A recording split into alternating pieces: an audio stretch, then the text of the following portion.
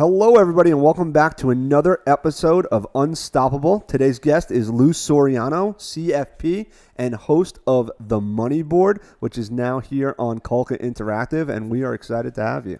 Thanks for having me. I appreciate being here and love the studio, and I can't thank you enough for the love you've shown to an old guy on Instagram. Oh man, we love start you. it there. Listen, we love you. We love you. We saw your stuff on. It's pretty funny how we linked up, right? We saw your stuff on Instagram. I immediately thought, like, okay, this guy, you got it, man. You do it cool. You have a really good message. Not only is it cool and it's fun the way that you do it on the board and whatever, but it's just informative. Like, you're out there, you're bringing people value. I loved it right away, and then we talked, and it was like, oh man, I feel like I know this guy forever. I felt the same way, and again, thanks for reaching out, because when I first started it, it was really out of necessity, believe it or not. COVID hit, and it was March or so. Tax season had not quite ended, Yep. right? April 15th. Yep.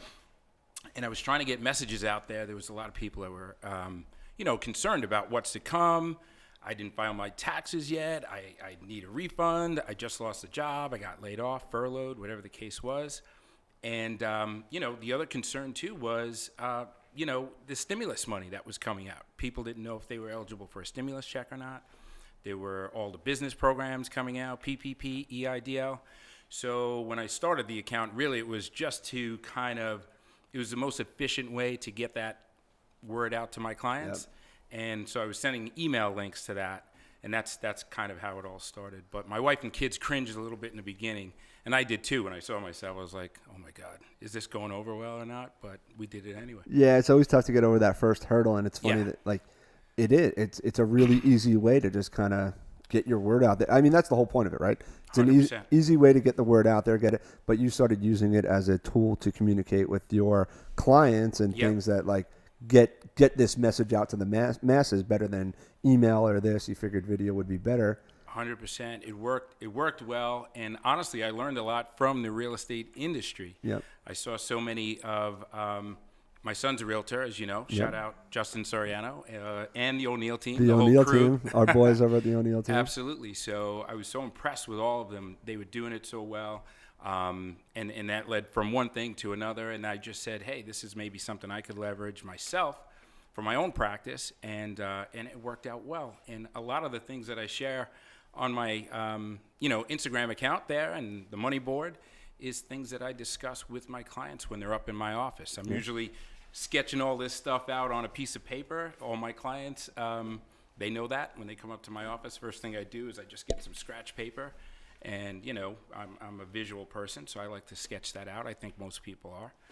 And, I just kind of try to translate that with the whiteboard on Instagram. Totally. And, I mean, most of the time that's the best way to do it, right? It's like things that come up during the day, conversations you have over and over.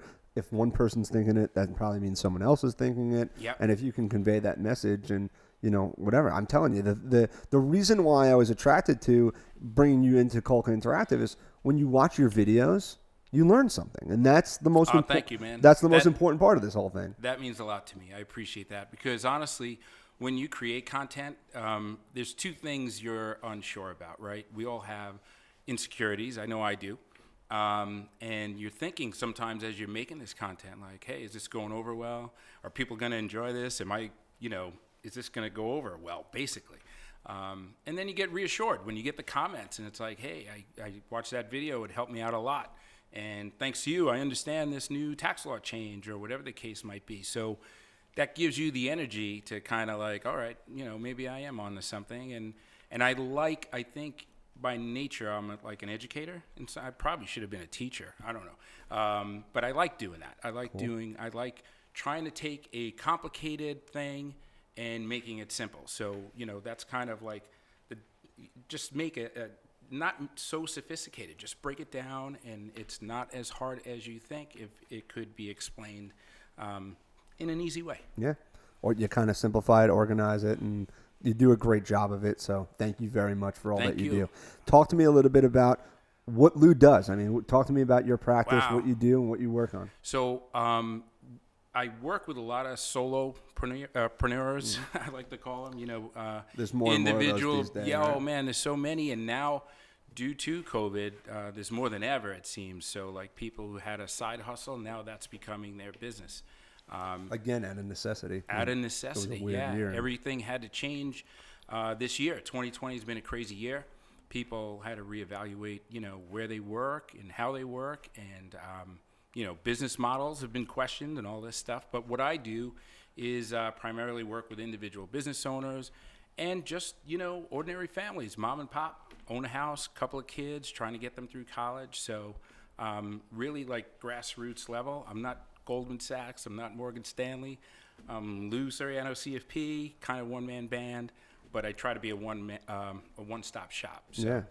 And listen, when people are, especially this year, right? So many people are setting up new businesses, setting up new services, whatever it is that they're doing. These solopreneurs that are kind of freelancing, whatever.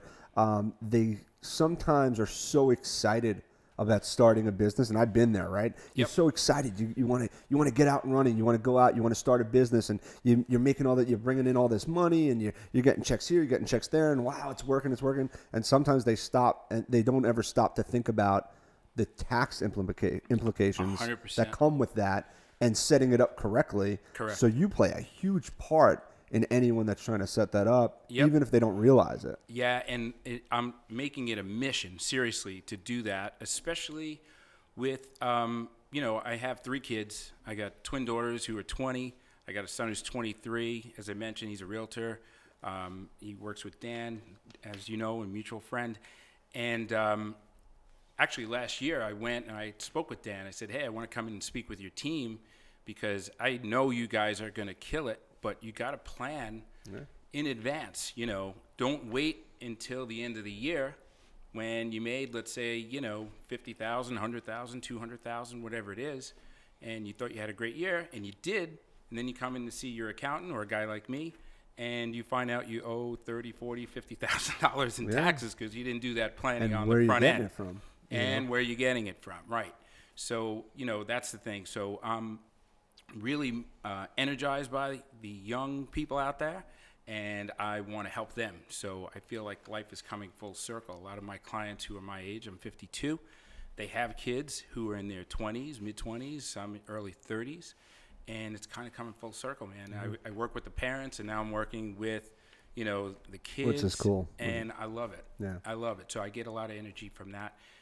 And besides, I was kind of like that myself. I was a biomedical engineer prior to getting into this business.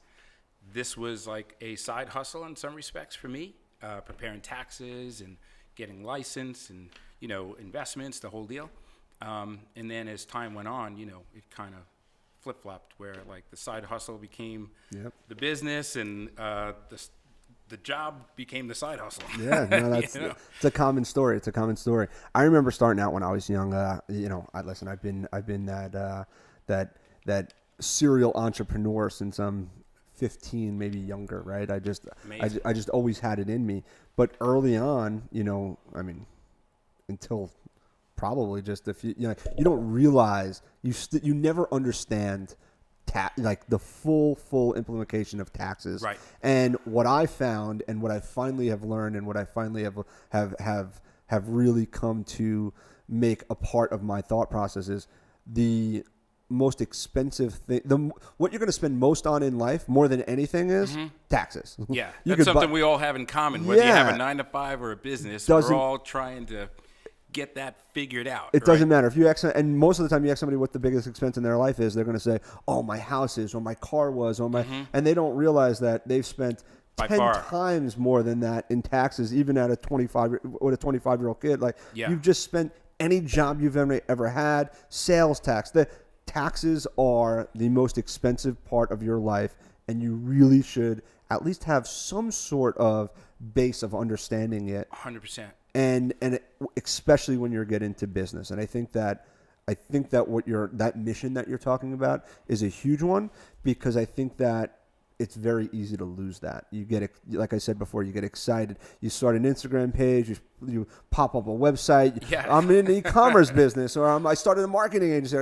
Everybody gets up and running, and it's so easy these days to just happens fast. Throw up a Facebook page and start getting income. Yeah. But how do you structure that business? How do you structure that business both from a from a protection standpoint as far as an LLC goes in this, but from a tax standpoint, what So are the important. what are the benefits there?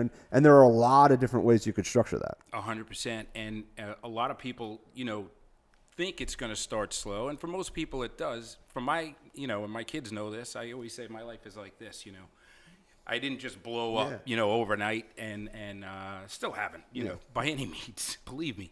But some people do, and they didn't plan for that. And even the people who have they evolve gradually, they don't realize like one year to the other, you really have to structure things right. And to your point, taxes is a big part of it. And as a CFP, I always like to get two things out of the way before we could even talk about planning and portfolios and all that stuff, and that's insurance and taxes. Because if, God forbid, something happens to you, I'm old enough to know, and this year taught us, too, a lot of people, weren't properly protected on the insurance side. Make sure you got that in order. And on the tax side. So if you're starting a business, okay, what are you doing? Made $20,000, $30,000. Okay, that's fine. You could just be a Schedule C, file it on your personal return. Once you start getting over that point, 30,000, 40,000. Well, now let's start talking about being taxed as an S-Corp because you're going to save money in self-employment taxes. And to your point, we live here in Suffolk County. We have federal tax, state tax. We pay tremendous property tax. You go buy something at the store, sales tax. All these things collectively, aggregate all of them. It's a tremendous amount of money. You pay when you get it. You pay when you spend it. You pay, right. It's over and over.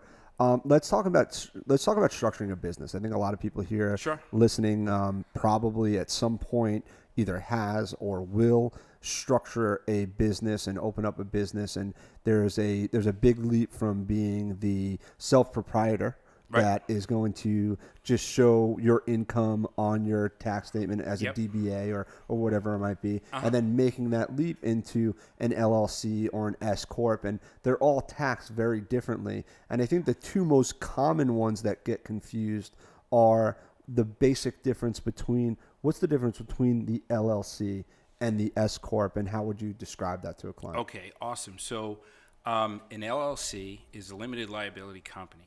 And that doesn't save you any money in taxes. So saying, hey, I set up an LLC, and a lot of people do this on their own, which is fine, through LegalZoom and things like that. But it's not going to save you any money in taxes if you're set up as an LLC unless you make the S-Corp election, which is another form, 2553. You file that. Now, when you're an S-Corp, you're basically, a corporation. You're a small corporation. That's what the S is for, S-Corp. You pay yourself a salary. So let's say you make $100,000. I'm just going to use easy numbers here. You pay yourself a reasonable salary, say $50,000. The other $50,000 is taxed, is paid out to you as a dividend or a profit from the business. Well, the benefit of being structured as an S-Corp is you're going to save some money in self-employment taxes, which is 15.3, the FICA taxes, which is your Social Security, your Medicare. And that's the thing that trips a lot of people up by not setting up an S-Corp once they start making over a certain income level. I don't recommend everybody start off as an S-Corp, but that's really where the savings is self-employment tax. So this other portion that I'm describing, you're going to get $50,000 on a salary. You're going to pay federal tax, state tax, self-employment tax. But that other 50, you're just going to pay federal and state taxes on. You're going to avoid 15.3%. So on 100,000, it's 15 grand, right? If I'm doing my math right. On the whole thing, that's assuming you do not form this S-Corp, probably save about half of that. Okay. If you structure yourself, which is $7,500, just using loose numbers off the top of my head here. Don't hold me to. I don't have my board in front of me. But with that said, that's significant, I think, because you could take that savings, you can do the things that I was talking about, which is make sure you're properly insured, make sure, you're saving towards retirement. I think that's the other thing I want to mention with the younger generation. I hope they all blow up. I hope they all, and by blow up, I mean that like in a good sense, right? Yeah. They all do well. And I hope, they all achieve their dreams. But in the meantime, it's important to plan now. So set up a retirement plan for yourself, especially if you're young. Roth IRA, it's no brainer It's going to be tax-free at retirement. Even if you do blow up, you're going to be happy you got that Roth, you know? So that's the kind of stuff I love to do and talk about, as you could tell, because I don't stop talking about them. No, it's great. It's great, and it totally is important. It totally is important. I'm going to stick on this corporation thing though for a second, because I want to understand it a little bit better, and I think that you could shed some light on it for me and the audience. Right?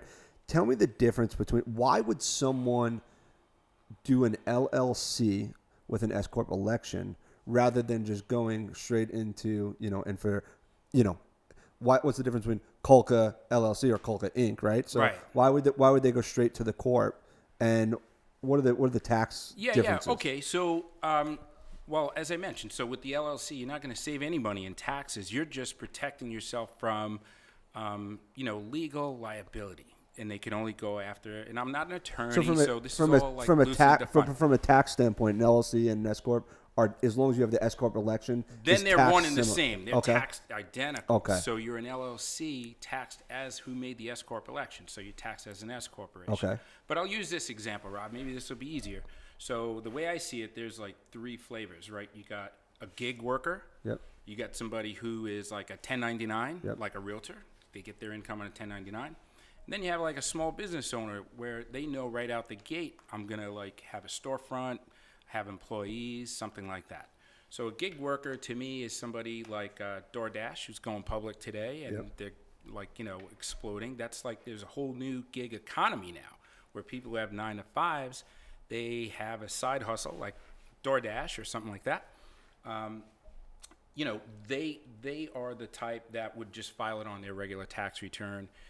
Once they start making over a certain amount of money, I'm using $30,000, $40,000, it may make sense to make the S-Corp election, because that's when you're going to save tax. The reason why you don't want to do that right out the gate, to answer your question, is because there's cost involved. You got to pay to set up this corporation. You got to pay to see an accountant every quarter and file quarterly taxes, unemployment taxes, so there's other things involved there. So you got to kind of weigh that out to see if it makes sense. If out the gate, you're going to, just get through that, go right away, set up an S-Corp. If you're borderline, even sometimes I tell people set up an S-Corp, and I'll use some of the realtors that I've worked with locally, they're just kind of on that cusp. I said, you know what, you should do it. Like, this is like at the half-year mark. I said, we should do it now, because you still got another 6 months. You don't know, and you don't want to get caught, come tax time. Paying these taxes. So it really depends on the type of work you do. So there's gig worker, independent contractor, and small business owner. And sometimes the lines are grayed between them. So I'm sorry, it's not easy to give a straightforward answer. But totally. To save money on self-employment taxes, that's what makes it so confusing, right? That's why we need people like you. And I got to draw it out on a board. Yeah, totally. So now let's talk a little bit about S-Corp election versus a C-Corp, right? As you get into a larger company and you become more of a corporation, you're classed as a C-Corp. Right. And what is the difference there? Yeah, so C-Corp is like, you're talking about Coca-Cola, or it could be Colca. I don't know if you guys are set up as a C-Corp, possibly. But so the corporation pays tax on its own. When you're an S-Corp, an LLC, even a gig worker who files a Schedule C, you're paying tax on your personal tax return. So it's passed through. These are all pass-through entities, whether we're talking about an LLC or an S-Corp, even partnerships. Those are pass-through. And what pass-through means, okay, I made this money in business. I'm taking, that income from business. I file a separate tax return in the case of an S-Corp. My income and expenses are reported on that. The net profit or loss is reported on my personal tax return. With a C-Corp, that's not the case. With a C-Corp, you're filing a corporation tax return, 1120. That gets taxed on its own. And then the profits, if there's profits, right, we're assuming there are, well, that gets passed through to the business owners or the shareholders, and they're paying tax again. So there's a little bit of double taxation with C-Corps, but there's some other benefits there too. I don't deal with C-Corps. Of course. I'm dealing mostly with the solopreneurs I'm talking about. There comes to a point where the benefits outweigh the double tax. So you would actually transition to that at some point because of those other benefits that we're not talking about. Correct. Okay. Yep. Very good. When someone's setting up an LLC or a corporate, whatever, they're about to start their business. sometimes there's confusion on who they go to open this up, right? So Right. you can go to a LegalZoom online. We've done it with this, and there's still a lot of legwork for anyone that's ever going to do it or has done it. There's still a lot there, and it seems so simple, but afterwards, after you get that paperwork, there's some other steps that have to be taken. Yeah. And if they're not taken correctly, it's not going to be done correctly. So for anyone that's thinking about starting it and going to LegalZoom, take it from my experience. Go somewhere else. Don't do it, right? It's very difficult. So having said that, accountant versus lawyer, right? And I know there's differences in this, and in my opinion, you get everybody in a room if you have that luxury. Right. You get everybody in a room, you hash it out, you tell them what your plans are, and they could work it out together. Right. But what are the real different, like you're taking it from a tax standpoint, you're from a legal standpoint, how much do they overlap, and how much do you get into that? So I do work with some attorneys, and it depends on the type of business that you're creating. Like I said, I cater more to the mom and pop type businesses or the individual business owners who I love because I feel like I'm cut from that cloth. Yep. You know what I mean? Where you're taking this side hustle or this like dream and you're trying to build it into something, and you may not ever have employees. You may not even have, a physical presence like a storefront. So I deal mostly with them, but with where it overlaps is, and you made a good point, attorney or an accountant to set this up or LegalZoom. I don't like, and I don't want to knock LegalZoom or any of those online things necessarily, but there are extra steps that you have to take, and if you're not aware of that, all of a sudden it's like, oh, I set up an LLC and I wanted to be taxed as an S-Corp, but did you make the election and file it? No. And then try changing it later on. And Good try luck with changing that. it later on. You got to call 1-800 number and get a hold of who knows who and where they are, whatever. So that's one lane. Then if you're just, and I'm going to just, again, use like a commissioned agent, whether you're an insurance agent, a stockbroker, or a realtor, you probably don't need an attorney to set that up. You could work that out with a financial planner like myself or an accountant. They could set you up the right way. It's a little more personalized. Now, you're setting up, a bigger business, commercial real estate, construction company. No, you better get attorneys involved. You better get the whole shebang because that's a little different. So, it gets a little bit more complex with it entities depends. and holding companies. 100%. Yeah. So it all depends on what type of business you're looking to conduct and, how you plan on starting out. I love how you could just hear your passion about solopreneurs, these young entrepreneurs coming out of the gate, these guys who are like your son who are kind of working as an agent. Working as an agent, just kind of out there hustling, grinding, and then like I could just hear that you're so passionate about it. I'm the same way. Like anytime someone says like, I'm thinking about making a career change. I'm going to this and that, and they want to start like a business. And then I'm like the first one to go over and like, oh yeah, like what are you starting? Like how can I help? Yeah, like, you want to help. Like I just want to be in it. That's exactly how I feel, and it's like I already have my client base, right? Yep. I didn't have to get involved with Instagram necessarily, and I say Instagram because that's really where I put my content out. I have a YouTube channel. And follow me on YouTube, by the way. I don't know what camera I'm looking into, but I'm looking to do deeper dives and do that, and I'm looking to work with you guys here at Culker Interactive a little further. Totally follow them, because all this stuff that we're talking about right now, you dive into at a real simplified level of, I enjoy watching your stuff, so you guys should definitely follow them if you're not already. I appreciate that, but I really feel like it's the younger people that are following me, right? So, and that's who I really am talking to on there. Yeah. I'm not talking to existing clients necessarily, although I'm glad they do, watch some of this stuff and they comment occasionally. I love that. And I'll tell you what else I love more than anything on, especially with Instagram, when you look at the analytics, right? The insights. I love when I see that it was shared. Or it was saved more than the likes, because sometimes people scroll through, they like it. They don't necessarily hit like, but they like it, right? But when you see that they shared it or saved it and they want to refer to that at some other time, that's important to me. So I'm really trying to cultivate, this younger demo and help them get started in business. And that's where I get my energy from. And having kids that age too, well, as a parent, right, that's what you live for. You want to do the right thing by them, and that's where it comes from. And that's what's cool. You see your son, you see their friends, you see their people they're working with coming up and doing their thing and kind of starting to grow. I could imagine as a dad, that was probably one of the best feelings. Now, how old is your son? 23. 23. So right out of the gate now, he's a real estate agent for how long has he been doing it? It's hard to believe. I think it's going on 2 years. It's a little shy of 2 years, but he started with Dan O'Neill right out the gate. That's awesome.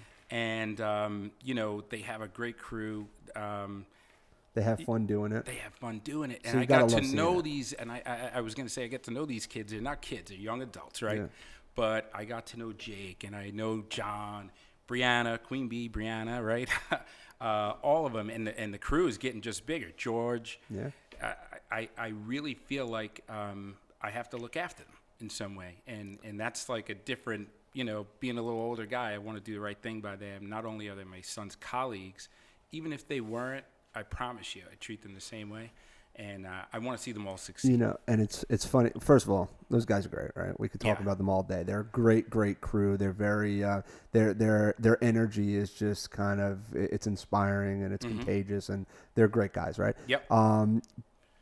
But it's funny because I'm sitting here and I'm listening, and really, there's a ton that I'm sure you've taught Justin and some of the other guys, and you teach them and you try to mentor them and you try to guide them, but they're teaching you too, right? Oh, man. Right? Who you Which is telling? cool. I learned so much from even you, Rob. Honestly, I follow appreciate you it. guys, I and I'm appreciate it. like, I'm so impressed. Because listen, again, not harping on it, but being in my 50s, right? When I was in my 20s, my parents were like, hey, make sure you get a job. And when you get a job, Yeah. you keep that job. You stay there 30 years. You get your benefits. You young guys are like, screw that. Yeah. I don't want a job. I don't want to be tied down. I don't want that glass ceiling as far as a salary goes. I don't want to be told when to come and go to work or where to work. And, it was tough for me even to kind of wrap my head around that when it came to my own kids, Yeah. or with Justin specifically. But now I fully support it, encourage it, and I'm like, listen, dude, you got to do this now. Take your chance now. Definitely. Don't try to straddle the line and do both, because you're giving half effort. And honestly, early on in my career, that's what I was doing. And at some point, you got to just, say, no, I'm going to go for it now. I said, worst case, 5 years from now, it's not working out. You're 27 or 28. You're still very young. You could always switch gears. And what's funny, I've always been a risk taker, right? And things have sometimes worked out very well, and things sometimes have worked out very poorly, and like you just kind of pick up the pieces wherever. But I've always told my dad this, and I probably don't tell him enough, and I'll say it one more time in front of everybody. But one of the things that I always knew, and I'm sure there's a sense of this in your house as well, or with your relationship with your son, was my dad always had his own business, right? And I always knew that I could go out there, and whether I knew it consciously or it was just back there real deep, I always knew that I almost had this safety net. That if I screwed up real bad, I could always go work for my dad, right? Yeah. Or like I could always I'll always have dad there to help me out, and and I'm sure a ton of people have that, and Yes. and parents support their kids. But I just, from my personal standpoint, like I always knew I had that, and it made it easier for me from a young age. And I don't know if that is the same with your son or this, but the fact that you're I hope so. But that's a blessing, right? Yeah, totally. But here's where it's kind of tough too, right? So I grew up in Brooklyn, grew up in Brentwood, went to high school in Brentwood, now living in Smithtown. So, I have these different experiences where, like, my son has one experience. He's born and raised in Smithtown, right? Blessing. Has supportive parents. My wife works her ass off too. Blessing, right? So he could go out there and take these risks, and hopefully he succeeds. But I always want him to kind of learn. It's hard though when you don't go through it yourself. You know what I mean? You can never replicate the experience. I mean, we try to teach him as parents. My wife and I, but I know it's baked in there. Yeah. It's just and it surfaces from time to time. And I hear people say, "Oh my God, your son this," and I'm like, "Oh really?" Yeah. It's like, "Oh, he heard that story. He listened." Yeah. So. That's what cool. it's all about. It's cool. I'm going to tell a story that I've told a couple times, and I'll tell it again, but I think that you'll really appreciate it. I might have even, did I tell you? I might have already told you about my experience when I was younger and candy machines, and my dad helped me start a business. No, okay. But I heard this. Tell this story. I heard it on one of your other podcasts. Okay, all right. So people are probably sick of hearing it, but I'm going to tell it again anyway, awesome right? Story. 14 years old, right? And I want a job. I want to do something. I want to get out there. I want to get going. And my dad was like, all right, well, what do you want to do? And I was like, I just, I don't know. I want to make money. I want to work somewhere. He's like, all right, here's what I'm going to do. He sat with me and he said, we're going to start a business together, right? This is what I want to do. We had a whole plan. We hashed it out. We were going to buy candy machines, right? These candy machines they sell them in Hoppa. It was actually somewhere in the industrial park. I don't remember the name of the place. I wish I did. But we go to this place, and I'm 14 years old, and I go into the conference room, and he's like, all right, these candy machines are X amount of dollars a piece, and we need to get, I guess they were $200 and something. We need to get 50 of them for $10,000, right? Mm-hmm. I want you to negotiate with this guy who's going to come in, and he's going to tell us this is what they're worth, and we need to negotiate it down. It's your job to get it under $10,000. If we get it under $10,000, I'll buy them for you today. Wow. So now I walk in there, and I'm like, oh, all right, fine. Now I'm walking into this office building with people and cubicles and the receptionist, and it's very intimidating for a 14-year-old kid. Yeah. And they truck me, okay, come on in, Mr. Mino, and blah, blah, blah. They truck us down, and we go into the conference room, and now we're sitting in the conference room. And I remember sitting there and kind of the anticipation of someone coming into the room. This guy comes into the room, and we sit down, and he starts giving me his whole pitch. He brings out the brochures, tells me the difference. This is these machines there. And for you guys who don't know, at the candy machine, you put in a quarter, you turn the dial, out comes a handful of M&Ms, right? M&Ms, Mike and Ike's. I don't even know if they have those around anymore, but back then this is what it was, right? So he tells me, okay, and this is the price tag on if you want 50 of them. And we're like, and it was my job to say, well, it's a little bit much. I don't know if I can make my money back and this and that. And that. We're going to donate some of the money to charity and that. But, I really think that I need it for this. And could you do this? And, it was like back and forth. Finally, he speaks with his manager, comes back. And sure enough, we got it for 50 candy machines, $10,000. My dad, I'll never forget, took out his American Express. Wow. And he bought them for me. And at the time, amazing life lesson, right? Totally. And at the time, I had no clue, right? I didn't realize it. Like, to me, it was just kind of like, all right, this is kind of fun. This is kind of cool. Like, I didn't realize the how substantial it was to take a risk like this. I mean, $10,000 is a lot of, it's $10,000. It's a lot of money now. My dad didn't. Yeah, my dad. It wasn't like my dad had money to burn. It just. We were fortunate enough that he could take a risk like this, but it was still a risk, right? And he decided. So we did it, and he sat me down. He said, "Okay, here's the deal. We now have these 50 new candy machines.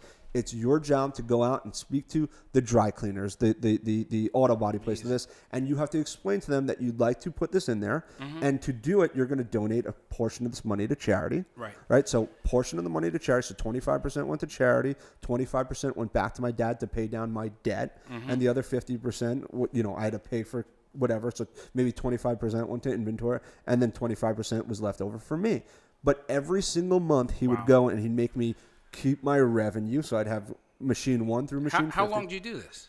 I did this for about 2 years, right? And then I gave it to my brother. My brother did it, right? So I'd keep my revenue, right? And every single month, and he'd make me keep these spreadsheets. I'm like, come on, Dad, I don't want to do this. Like, who cares? But he made me every single, and like sometimes it was like, $1.50 out of this machine, But he made me every single month. I'd say machine 1 did this, machine 2 did that, and then we'd look over it. Machine 3 isn't really performing well. We should move it. We should this, and he'd make me kind of look how we could do better, how we could save money.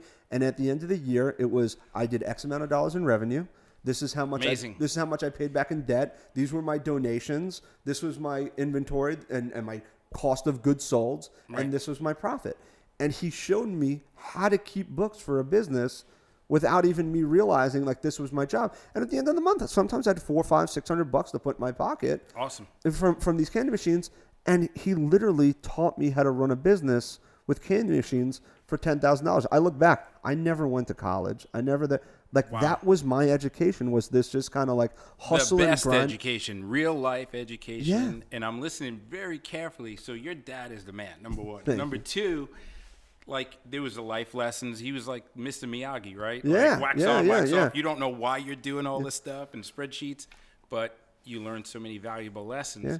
And a lot of that is even Robert Kiyosaki, right? Rich Dad, Poor Dad. Totally. That book changed my life. Totally, me too. The E-Myth also by Michael Gerber. Yeah. I don't think that book E-Myth for entrepreneur. The E-Myth is that like, oh yeah, you start a business, you just get success. It's like, no, the E-Myth is like, no, just because you're really good at like baking pies doesn't mean you could own a bakery. Yeah. There's a lot that goes into it.